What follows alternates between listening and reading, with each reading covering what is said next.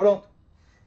Seguinte, então vou aqui para a última aula com relação à união estável, tá?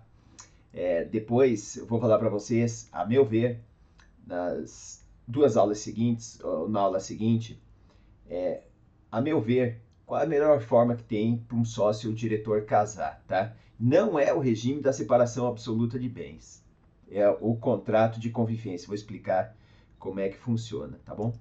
Então, vamos ao mapa mental, aula aqui curta. O seguinte, qual que é a influência da união estável sobre a qualificação de bens dos sócios diretores? São dos bens particulares, reservados ou dos bens comuns? Então, o que acontece? Os bens adquiridos anteriormente ao casamento, eles não se comunicam, então são bens chamados bens reservados ou bens particulares. E os bens adquiridos posteriormente ao casamento são os bens comuns. Esses bens que irão então se comunicar. Agora, quais são os poderes que os sócios e os diretores têm sobre esses bens? Então, o que acontece? Diz o artigo 1663 do Código Civil que a administração do patrimônio comum compete a qualquer um dos cônjuges. Se essa administração compete a qualquer um dos cônjuges, eu trago aqui o exemplo, qualquer companheiro poderá contratar um seguro, locar este imóvel, porque são bens comuns, então qualquer um poderá realizar esse ato, que é um ato de administração. Diz o parágrafo 2º aqui do artigo 1663, a anuência de ambos os cônjuges é necessária para os atos a título gratuito que impliquem cessão do uso ou gozo dos bens comuns. E eu trago aqui um exemplo, tá? Vai precisar do consentimento aí do casal para ser lá emprestado o imóvel da praia. Então, o casal tem dois imóveis, um imóvel na cidade, outro imóvel de praia, e um deles resolve emprestar aí o apartamento para o amigo. Precisa do consentimento do outro, porque é um ato a título gratuito, tá? Então, é importante de saber disso daí. Então, e vai implicar a cessão do uso, né, deste bem que é comum nesse caso. O parágrafo 3º do artigo 1663 diz: em caso de malversação dos bens, o juiz poderá atribuir à administração apenas um dos cônjuges. O que acontece?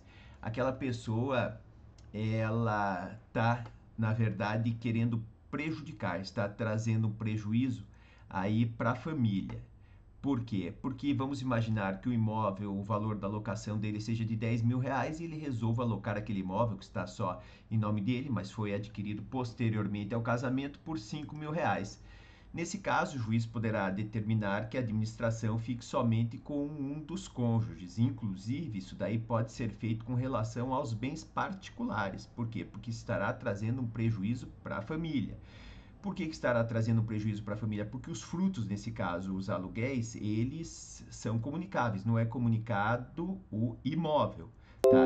Os frutos, então, se comunicam ao casal e o casal é que estaria sendo prejudicado, tá? Então, é importante saber deste tipo de situação. Diz o artigo 1665, a administração e disposição e a disposição dos bens constitutivos do patrimônio particular competem ao cônjuge proprietário, salvo convenção diversa em pacto antenupcial. Então, essa norma aqui, ela diz: a administração e disposição. Disposição vai ter quando? Quando tiver ali, então, um ato de alienação desse imóvel, uma doação ou então uma venda deste imóvel, ou poderia ser até uma permuta. Constitutivos do patrimônio particular, aí ele diz: constitutivos do patrimônio particular, ou bens reservados, bens particulares, competem ao cônjuge proprietário. Então, ele que vai poder vender, vai poder doar, vai poder locar esse imóvel. Daí diz o final aqui desse artigo: salvo convenção diversa em pacto antenupcial.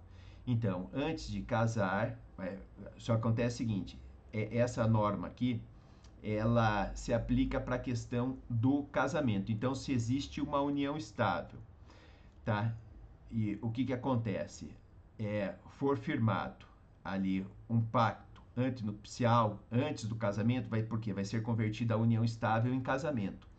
Então, antes é feito um pacto antenupcial. Então, vamos dizer que eles resolvam casar pelo regime da separação convencional de bens.